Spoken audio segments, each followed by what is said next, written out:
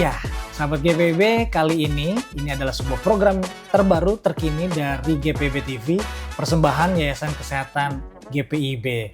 Kita jumpa dalam program Sobat Sehat GPIB. Nah, sahabat GPIB TV, kalau mungkin sahabat GPIB TV alami beberapa waktu belakangan ini, cuaca di luar sana tuh nggak menentu. Itu ibarat kantong kita semuanya ya, dompet kita ya, yang nggak menentu isinya, kadang ada, kadang enggak, kadang datang, kadang pergi. Itu juga yang dialami beberapa waktu belakangan ini dengan iklim. Dan itu punya pengaruh ternyata sama kesehatan tubuh kita. Nah, kira-kira apa sih yang perlu kita waspadai, kita ketahui terkait dengan perubahan iklim cuaca belakangan ini terhadap kesehatan tubuh kita? Nah, kita ajakin ngobrol bareng-bareng. Di kesempatan kali ini ada Dr. Yoselin. Hai, dokter. Apa kabar? Baik. Wah, sehat, ceria, segar? Luar biasa. Luar biasa ya. Deg-degan baru pertama kali. Bener banget, ini program pertama perdana nih dari Yankes GPIB. Oh gitu. Dan topiknya juga ternyata kekinian banget, relate banget karena kita bicara soal suhu, iklim. Dokter Olin ya, aku panggil Dokter Olin. Dokter Olin, kira-kira memang punya pengaruh apa sih yang namanya suhu iklim terhadap tubuh kita manusia nih? Ya, jadi Sobat GPIB, hai. Saya Olin. Jadi sebenarnya penyakit nih ya secara general, penyakit itu tuh bisa terjadi tuh karena ada tiga faktor nih, tiga faktor utama. Ada si agent, ada host, ada environment. Si agent, host sama environment. Nah, kalau di suhu itu adanya si di lingkungan. Lingkungan. Kemudian kalau host ya tentu ya manusia kan ya gitu. Kemudian ada si agent nih yang bawa bawa. Nah, kalau ada di start di tiga faktor ini, tiga komponen ini, maka timbullah penyakit gitu.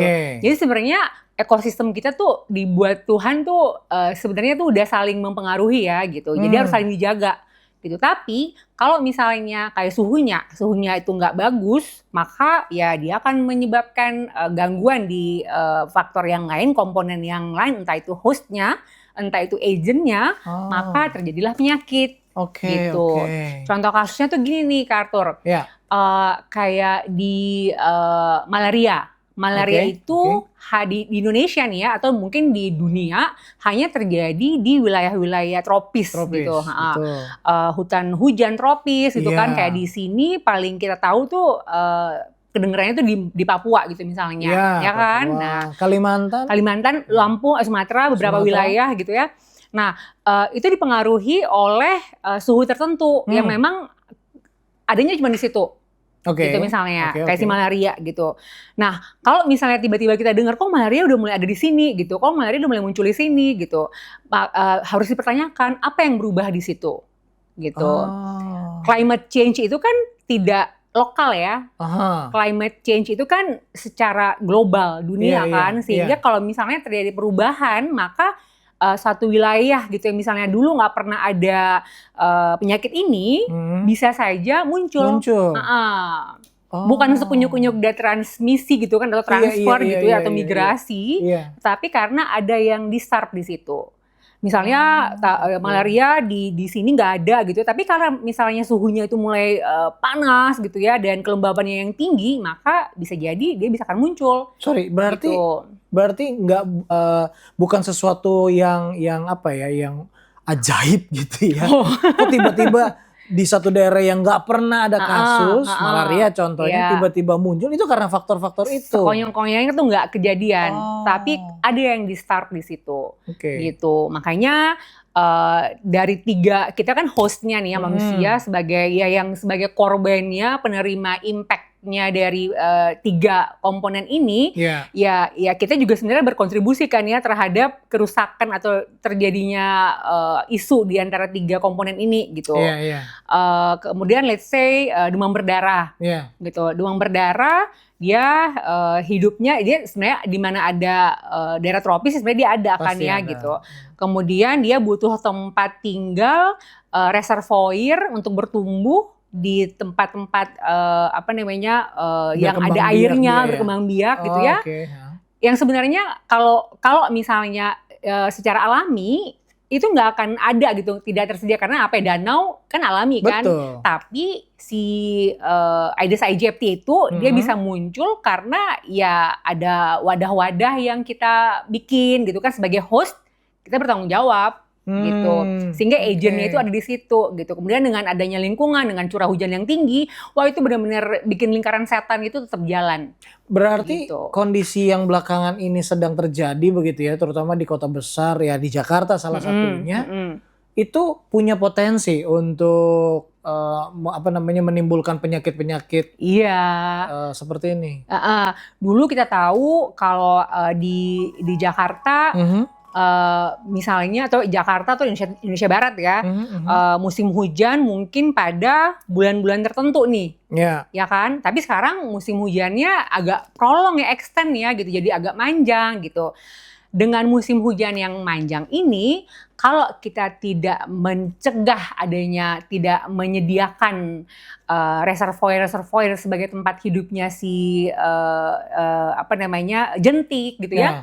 Sebenarnya dia nggak akan hidup, tapi karena reservoirnya tetap ada, hujannya terus-terusan gitu, 4 bulan si Aedes aegypti itu akan hidup. Yang sebenarnya cuma dulu ya karena pendek, karena kan cuma dari bulan tertentu sampai bulan tertentu ya kalau musim hujan gitu. Kemudian akan masuk ke panas gitu. Tapi ya itu, dengan memanjangnya musim hujan, maka siklusnya dia pun akan memanjang gitu. Nah, sehingga ya kejadian demam berdarah pun akan bisa jadinya bukan akan memanjang, akan terus tinggi gitu. Nah, gitu. Sekarang ini juga lagi digaung-gaungkan, bahkan mungkin boleh dibilang iklim tropis yang namanya juga keren banget itu, Godzilla El Nino lah atau apalah.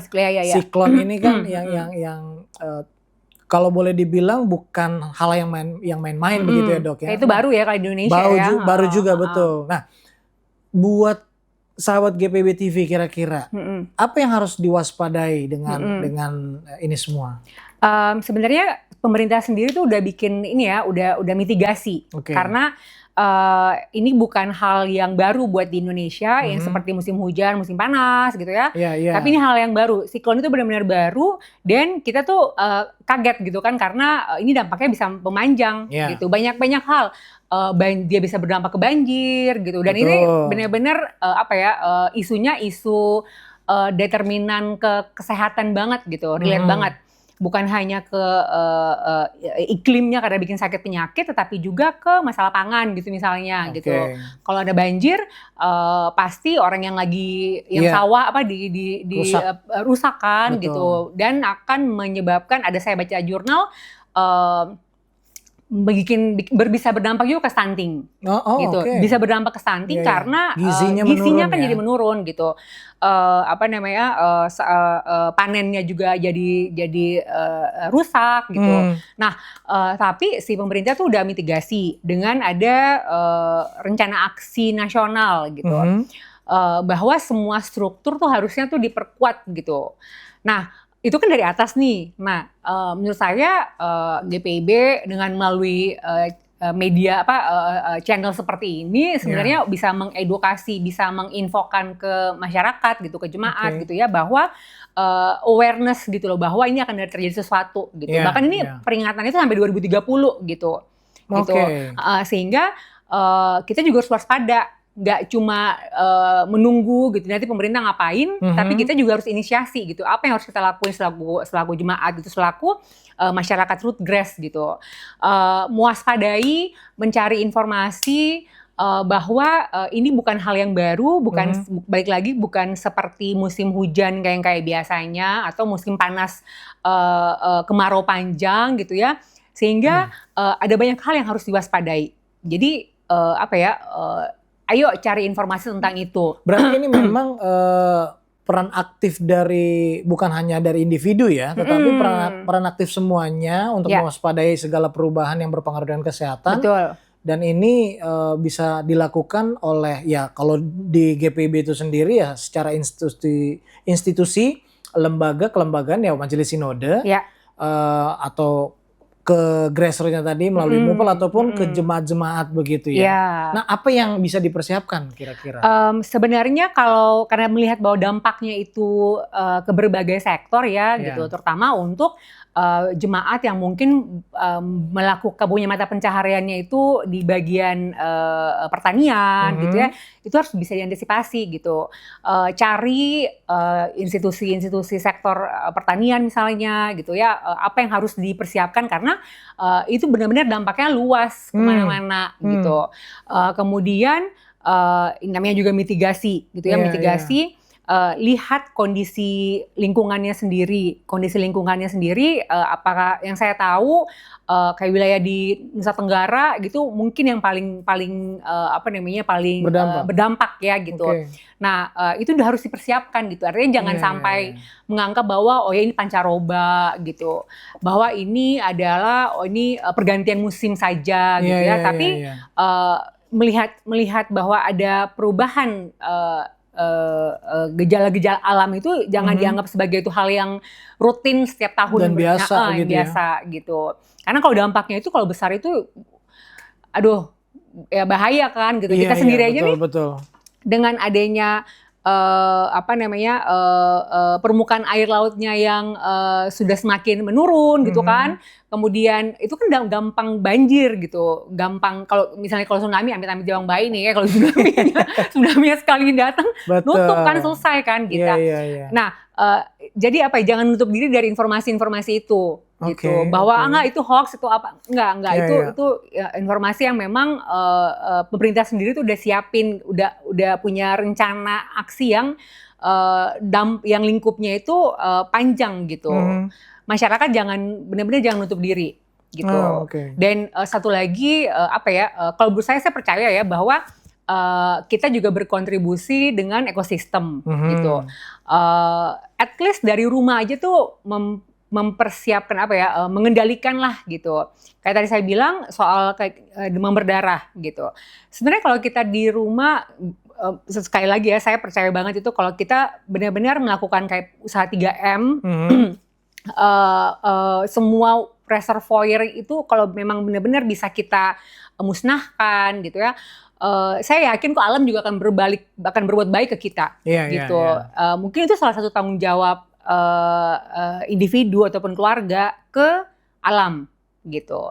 Kemarin saya dengar khotbah, karena kita kan ada tema ekologi ya gitu. Cuman ya mungkin ini masukan aja sih, ini ya frankly speaking gitu, mungkin kurang gigit ke masyarakat karena yang bukan hanya seruan-seruan gitu, tapi nyatanya tuh gimana gitu. Aksi nyatanya. Aksi nyata tuh apa yang harus dilakukan gitu. Karena di gereja kami aja masih belum bisa gitu. Yang kalau saya lihat gitu ya, harus tetap kita omongin gitu. Ini level Jakarta gitu. Terus jadi sebenarnya gereja tuh mesti ngapain gitu. Karena jangan dikasih PR ke masyarakat kita. Ini bukan cuma gereja ya, tapi mostly di level pengambil kebijakan itu biasanya tuh kasih PR, nanti di bagian bawah, di bagian level primer itu nanti yang harus menggodok lagi apa yang harus dilakukan oleh masyarakat kita.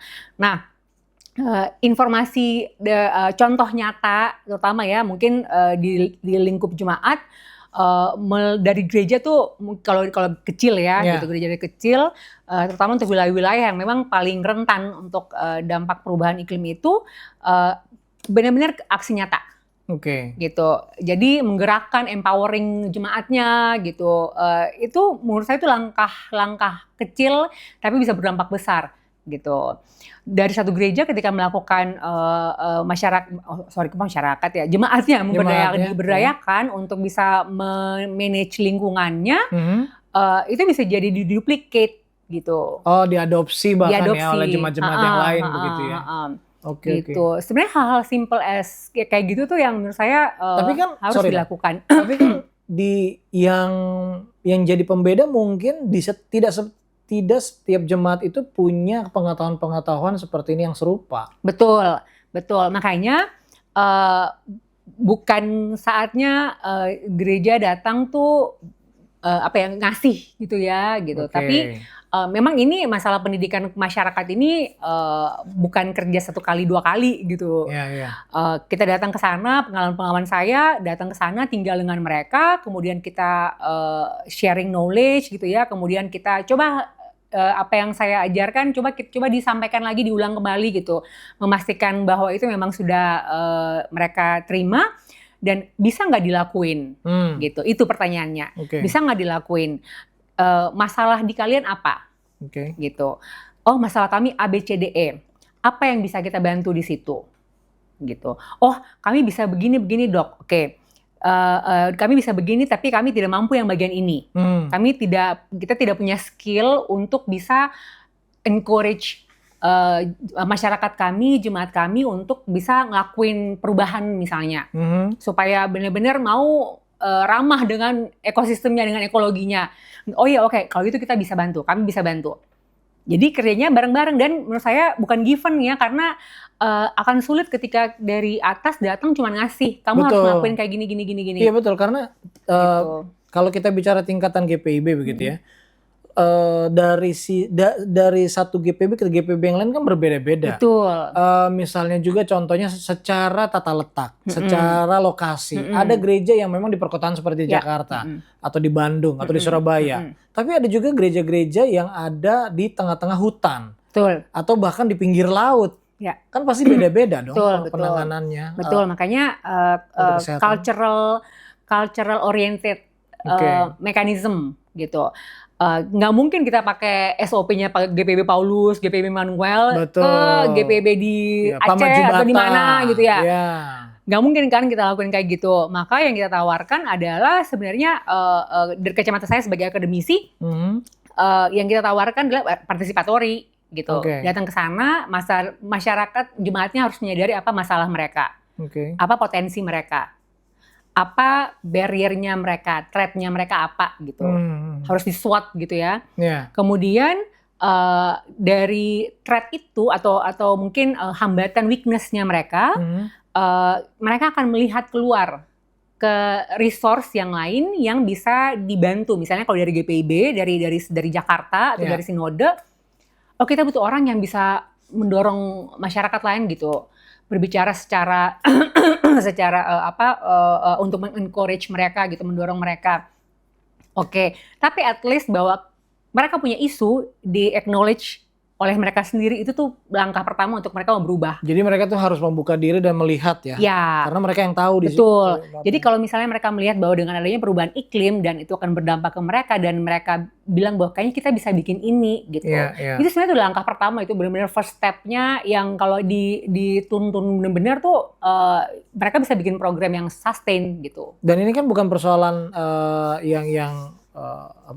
ini adalah persoalan sederhana tapi nyata kan? Ya, betul. Oke. Sebenarnya bukan masalah duplikasi program, tapi metode itu yang bisa diduplikasi ke wilayah-wilayah yang lain. Gitu. Itu masyarakat kita, kalau dari sekarang kita juga visinya untuk empowering, ya, memberdayakan, artinya setiap manusia itu kan punya potensi ya, tinggal gituin aja. Betul. Kita juga harus melihat potensi-potensi sumber daya insani yang ada di jemaat ya. Oke, ini sebenarnya seru banget ya. Tapi sebelum saya lanjut, saya mau ngingetin juga buat sahabat GPIB TV, jangan lupa komen, like, yang belum subscribe juga channel GPIB TV Indonesia. Supaya juga bisa mendapatkan banyak informasi-informasi yang menarik, ataupun tayangan-tayangan yang juga seru dan menarik juga pastinya ya. Oke, masih dengan Dr. Olin di podcast terbaru dari Yayasan Kesehatan GPIB, Sobat Sehat GPIB. Ini kita bicara seputar dengan kondisi iklim, cuaca yang bisa memiliki dampak begitu ya bagi kesehatan, dan apa sih hal-hal yang harus diperhatikan. Kalau dari obrolan saya tadi ya dengan Dr. Olin tuh memang ini tuh bukan sekedar bagaimana mencari solusi langsungnya, tapi siapa-siapa saja sebenarnya yang berperan begitu ya, membuat segala sesuatunya lebih ke yang bersifat preventif. Kan ya itu ya, istilahnya betul. Ada lebih baik mencegah daripada mengobati seperti itu. Dan itu tidak lepas dari peran, balik lagi, peran utamanya ya walaupun masing-masing dari individu, tapi juga peran di GPIB ya, dari tingkat tertinggi Majelis Sinode sampai ke gereja dimanapun sahabat GPIB TV berada begitu.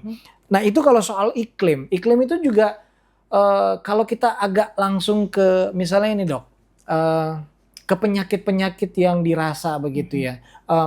Iklim itu juga kan punya pengaruh dengan kualitas udara, contohnya begitu. Dan akan sangat terasa perbedaannya kalau di daerah dengan di Jakarta. Saya kalau lagi di Jakarta nih, sahabat GPIB TV, itu ketika tugas keluar kota gitu ya, ke daerah Sibolga misalnya, atau ke mana begitu di daerah, di kalau Kalimantan contohnya, beda banget kondisi udaranya. Nah, apakah dari perubahan cuaca, suhu, iklim, dan juga kualitas udara itu punya pengaruh besar terhadap ya misalnya kesehatan jantung atau paru-paru atau bagaimana dok? Ya, ada satu penelitian ya kemarin itu mungkin ada isu sebelumnya pernah dengar nggak bahwa kayaknya ada hujan mikroplastik gitu gitu ya. Betul. Itu juga ada penelitian dari dosen senior saya di FKM, Prof Budi. Mereka juga meneliti, memang ada gitu ya. Tapi yang harus diperhatikan artinya gini nih.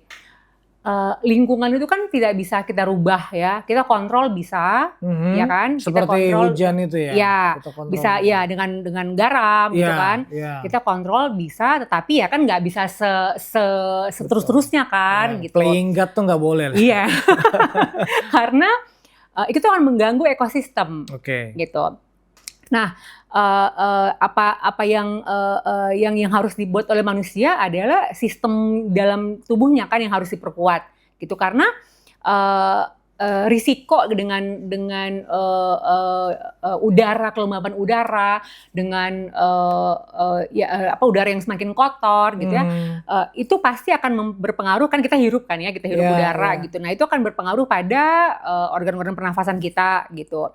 Nah, masalahnya kita tuh di Indonesia nih hidupnya dari dulu udah terbiasa dengan transportasi umum gitu ya, yang emisinya tidak kita kontrol. Gitu kan. Sehingga sebenarnya paparan kita kalau diukur dalam darah gitu mungkin agak kotor ya, artinya tinggi gitu. Karena kita terpaparnya kan lumayan sering gitu. Pernah nggak naik ojek gitu ya? Saya sering tuh kalau naik ojek waktu sebelum pandemi. Kalau naik ojek gitu, terus kalau saya udah bayangin ini pasti hidung saya kotor nih, gitu. Terus udah pulang saya bersihin pakai, tadi juga saya datang kan ya, saya langsung bersihin hidung saya kan, gitu. Ini pasti kotor nih, gitu. Padahal udah pakai masker kan, gitu.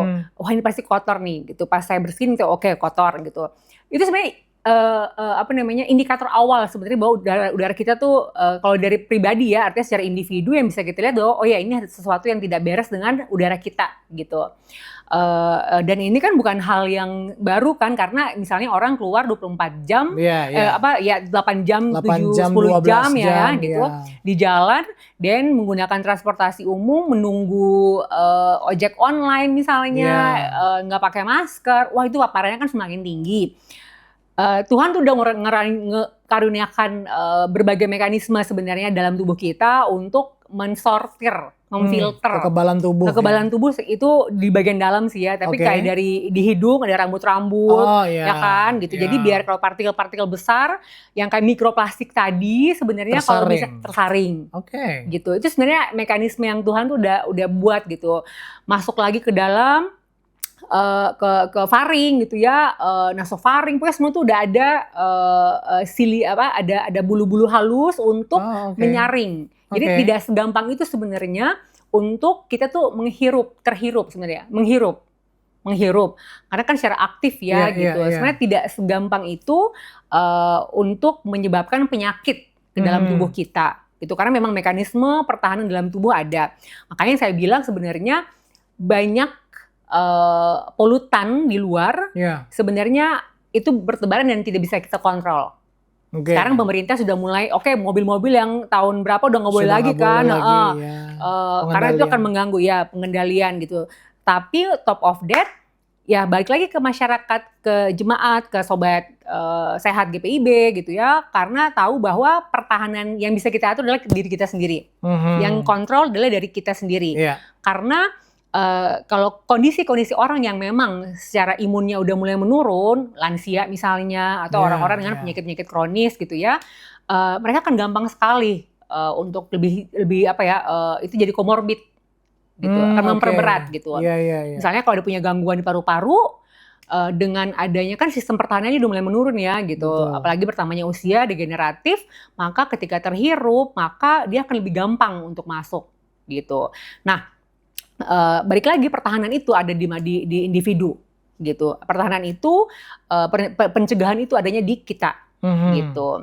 Jadi jalan bahwa memang polutan kalau mau aktivitas di luar rumah ya udah risikonya ya macam-macam bahan kan gitu. Mau kimia, mau fisik gitu, pasir gitu ya. Tapi ya kembali lagi ya kembali ke kita dengan ada pencegahan ya mungkin menggunakan masker gitu ya.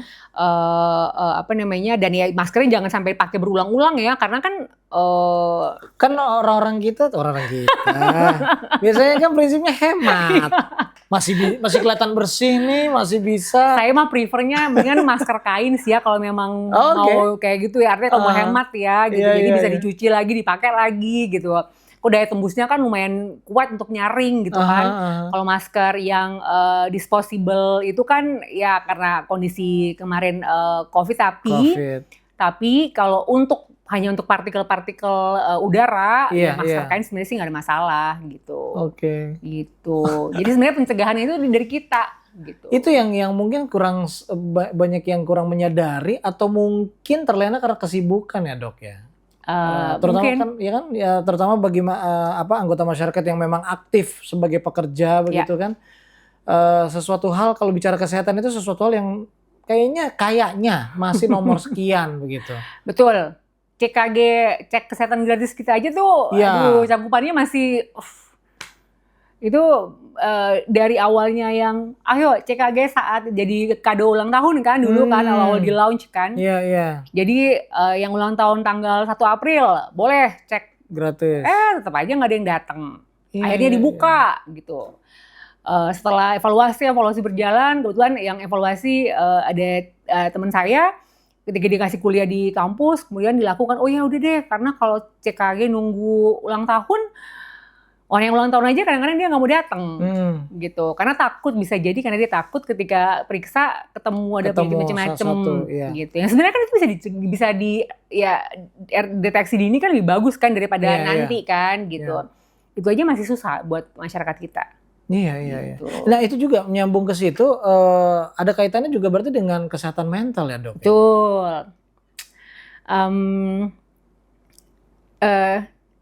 Bayangkan mungkin saya kasih yang ekstrim ya contohnya nih ya. Generasi strawberry. Generasi strawberry. Ini ekstrim banget ini ya. Artinya nggak bisa melihat ada perubahan cuaca. Atau dia memang tidak, artinya dengan smooth aja gitu ya dengan perjalanan hidupnya, dan ketika ada sesuatu yang baru dan datang misalnya kayak hujan terus-terusan dan dia harus menghadapi banjir dan dia tuh nggak tahan, jadi burn out. Sebenarnya itu as simple as that gitu loh efeknya. Gitu. Kemudian ini kemarin mahasiswa saya presentasi kan gitu. Bagaimana banjir itu bisa berdampak pada mental health. Dan memang ada jurnal yang neliti itu.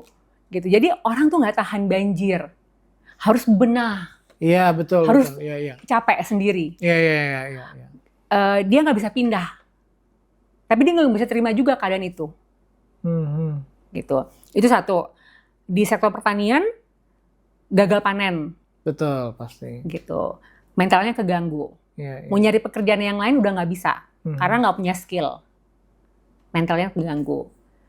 Kemudian 2 tahun lalu sempat ada penelitian dari Inggris, kami nggak lolos waktu itu karena kita ngajuin grant waktu itu dari UK, Australia sama Indonesia. Kita mau neliti tuh dampak climate change ke mental health, karena menurut kita tuh itu isu banget gitu dengan Indonesia ya, betul. Yang diverse ini.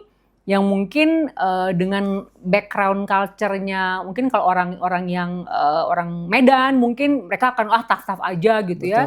Tapi kalau kita bicara atau orang Jawa yang ya udahlah gitu ya. Tapi mungkin orang lain di daerah lain mungkin enggak gitu. Beda-beda gitu. Nah, itu hal yang kita mau teliti tuh sebenarnya, tapi kita nggak lolos grantnya. Tapi akhirnya ada penelitian soal itu. 2-3 minggu lalu mahasiswa saya presentasi dan memang ada efeknya gitu. Entah karena lingkungan mungkin tidak relate langsung ya, korelasinya tidak langsung. Tapi bukan faktor yang mempengaruhi. Climate change itu tidak langsung mempengaruhi, tetapi dia ada hubungannya gitu. Bahwa perubahan ini itu bisa bikin orang jadi stres gitu. Perubahan alam ini, saya milenial, saya dari dulu mau hujan mau panas kita main hujan dulu. Saya lahir besar di Ambon, hujan malah kita seneng banget gitu kan. Mungkin kalau Kak Arthur juga kayak gitu. Berani kotor kita ya kan ya. Tapi kalau generasi sekarang belum tentu gitu. Nah itu bisa jadi burnout buat mereka gitu. Wow, ini jadi kalau bicara bicara kesehatan, kalau didasari dari generasi juga ternyata menarik dan complicated ya. Menarik banget.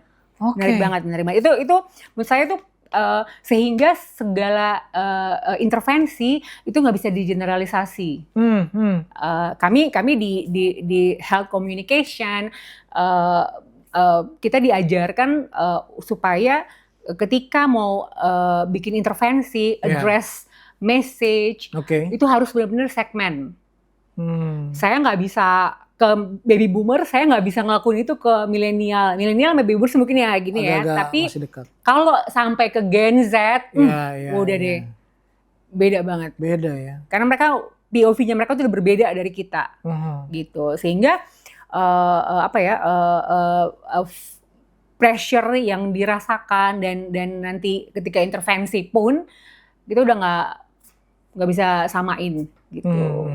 Kalau ngomongin gitu, masa sih hujan begini aja udah ngeluh gitu. Iya betul. Kita nggak bisa ngomong begitu ke mereka. Air ini. Nggak bisa. Bukan itu. Nggak bisa, kita nggak bisa bilang. Jadi kita mesti nanya. Saya konselor juga kan. Jadi kalaupun ngomong, jadi kamu khawatir kalau hujan. Gitu. Iya Bu. Mereka bisa meledak ketika ngomong itu.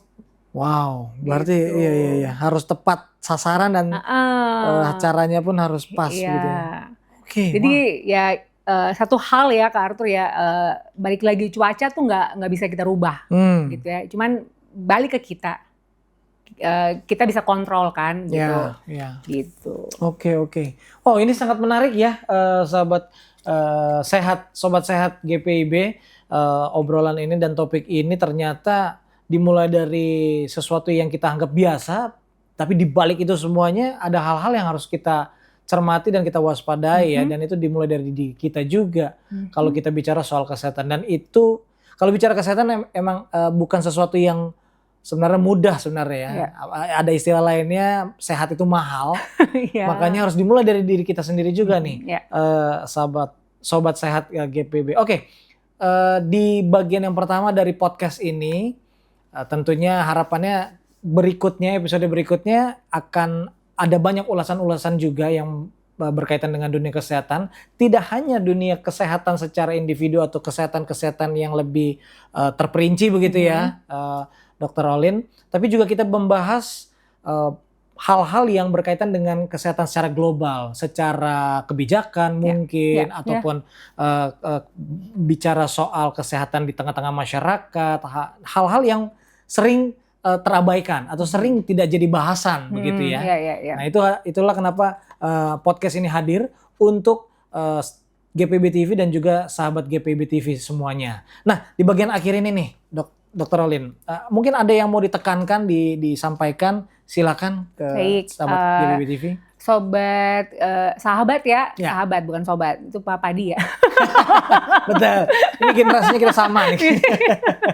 Baik sahabat GPIB, sahabat sehat GPIB, baik lagi tadi saya punya pesan ya, ada 3 tuh. Kita sebagai host dan ada lingkungan, cuaca sebagai bagian dari lingkungan, kemudian ada agent si penyakit atau pembawa penyakit, mereka ini bisa berkontribusi terhadap suatu penyakit, timbulnya penyakit. Nah, tugas tanggung jawab kita sebagai individu, sebagai host adalah bisa mengatur, bisa mengontrol perilaku kita ya, karena alam kan tidak bisa kita rubah ya. Sehingga apa yang bisa kita lakukan sebagai tanggung jawab sebagai seorang individu, sebagai makhluk Tuhan, sebagai makhluk ciptaan Tuhan, mari kita lakukan bersama untuk bisa mencegah terjadinya suatu penyakit. Mungkin itu aja Kak Arthur. Itu aja ya. Oke. Wow. Ya, sobat sehat GPIB di GPB TV, ini jadi akhir jumpa di episode yang perdana ya. Semoga kita harapkan Yankes GPIB juga tetap melanjutkan program ini ya. Karena semuanya tergantung Yankes, Yayasan Kesehatan. Dan ya pastinya nantikan episode podcast selanjutnya. Akan banyak ulasan-ulasan dan juga bahasan-bahasan mengenai dunia kesehatan, persembahan Yayasan Kesehatan GPIB. Dan kita pamit ya, Dr. Olin, saya Arthur Tesen. Ada juga di sini Anggita yang membantu. Kita jumpa lagi di podcast dari Sobat Sehat GPB selanjutnya. Sampai jumpa. Bye-bye.